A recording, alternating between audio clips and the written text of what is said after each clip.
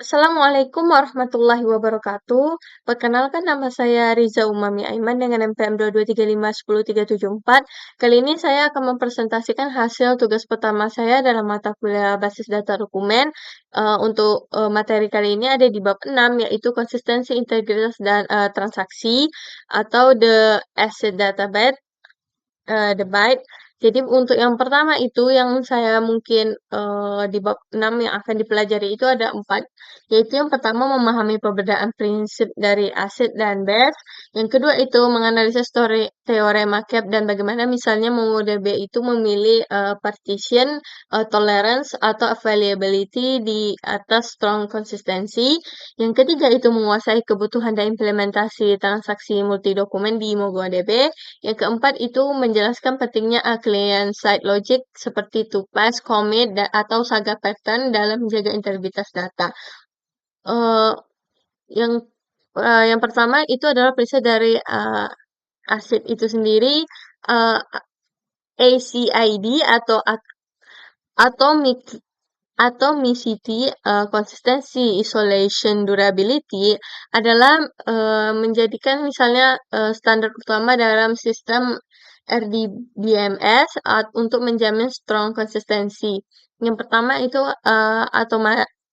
atomicity, yaitu adalah transaksi yang harus misalnya itu terjadi sepenuhnya atau tidak sama sekali. Yaitu yang kedua itu ada konsistensi, itu adalah database yang selalu berada di dalam kondisi valid setelah transaksi. Yang ketiga itu ada isolation, adalah transaksi yang berjalan terpisah tanpa saling mengganggu. Yang keempat adalah durability atau data yang telah disimpan dan tidak hilang setelah sistemnya gagal. Untuk visualnya itu ada misalnya di diagram 4 lingkaran sheet yang mungkin saling berhubungan. Berikutnya adalah prinsip BASA itu non-SQL. BASA atau Basically Available State Eventually Consistent itu sebagai respon terhadap kebutuhan skalabilitas horizontal non-SQL yang mengedepankan yang pertama itu ada availability atau sistem tetap berfungsi meskipun sebagian node gagal. Yang kedua itu adalah soft state atau data yang sementara tidak konsisten. Yang ketiga eventually konsisten atau konsistensi tercapai seiring waktu. Untuk yang nanti itu ada diagram perbandingan tabel, contohnya itu di tabel aset uh, atau di tabel basnya itu untuk yang saya pahami di bab 6 dari dokumen uh, Bapak.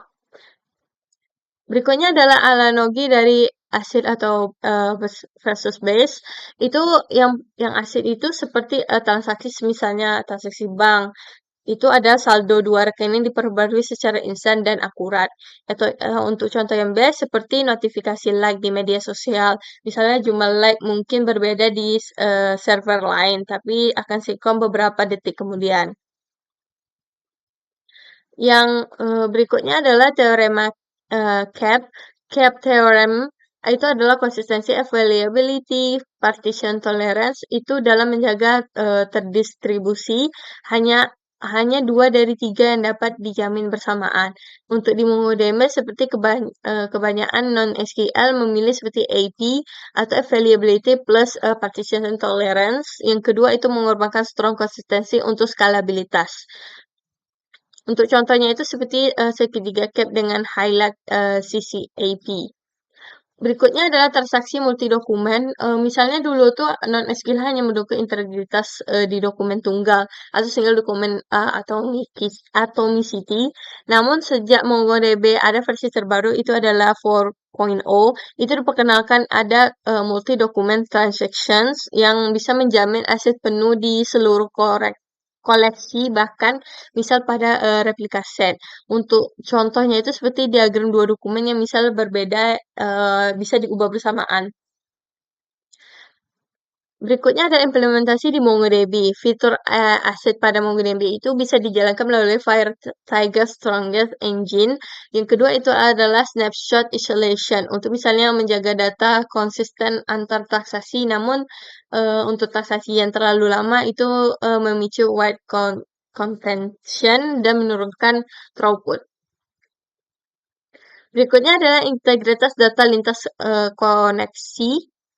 koleksi, misalnya transaksi lintas shard atau cluster itu membutuhkan koordinator transaksi untuk menjaga keandalan pada sistemnya. Misalnya di arsitek data sebaiknya itu lebih tetap berusaha menjaga atau atomicity di level dokumen tunggal melalui embedding untuk di bab 3 agar misalnya sistem lebih sederhana dan efisien.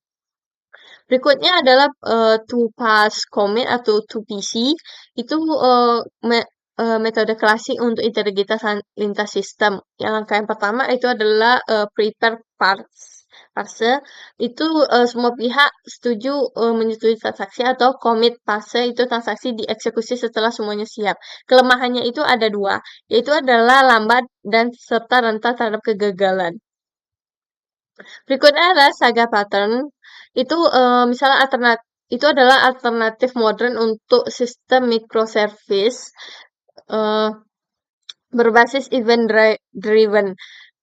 Untuk yang pertama itu terdiri dari serangkaian transaksi lokal. Yang kedua itu jika salah satu gagal dijalankan kompensasi transaksi. Yang ketiga lebih resilient dan cocok untuk sistem loosely coupled. Untuk kesimpulan dari materi bab 6 ini, yang pertama itu adalah ASIP itu menekankan konsistensi yang sangat kuat, cocok misalnya untuk sistem keuangan, sedangkan untuk BASE itu menekankan ketersediaan dan toleransi partisi, cocok untuk misalnya lebih ke skala yang lebih besar. Yang ketiga itu MongoDB kini untuk versi yang terbaru itu sudah mendukung transaksi multi-dokumen aset, tetapi tetap membutuhkan misalnya pola arsitektur client-side atau 2PC atau Saga untuk sistem terdistribusi. Baiklah, sekian dari hasil presentasi saya. Lebih kurang saya mohon maaf. Saya akhiri. Assalamualaikum warahmatullahi wabarakatuh.